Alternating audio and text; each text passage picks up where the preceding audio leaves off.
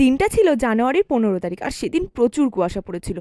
বাড়ি থেকে চা বিস্কিট আর কেক খেয়ে কিন্তু আমি বেরিয়ে পড়েছিলাম সকাল 7টার দিকে। সকাল 7টার দিকেও রাস্তায় বেরিয়ে দেখি সেরকম কোনো টোটো নেই, কারণ এত কুয়াশা। দেখতে দেখতে কিন্তু আমি বাস স্ট্যান্ডে পৌঁছে গেছি। আর সেদিন সকালে এত কুয়াশা ছিল যে বাসেও না অত পরিমাণে লোক ছিল না। আর এইদিকে কিন্তু আমরা দুজন ফুলবাড়িতে পৌঁছে গেছি। আর ফুলবাড়ি বাস স্ট্যান্ড থেকে ক্লায়েন্টের বাড়ি কিন্তু ছিল মাত্র 2 মিনিটের রাস্তা। আর জানো তো, গিয়ে দেখি সেদিনের আমাদের মিষ্টি ব্রাইড কিন্তু স্নান করে অত সকালে একেবারে রেডি। সেদিন ছিল এই বুনুটার এঙ্গেজ। জানো তো, আমি বোধহয় জীবনের প্রথম এরকম একটা ক্লায়েন্ট পেয়েছি। মানে ও একটা বারও আমাকে বলেনি দিদি আমি এরকম সাজবো, সেরকম করে দাও, আমার চুল এরকম হবে সেরকম হবে, কিচ্ছু বলেনি। আমি উল্টে ওকে বলছিলাম বুনু দেখো তো তোমাকে এরকম করে দেবো না ওরকম।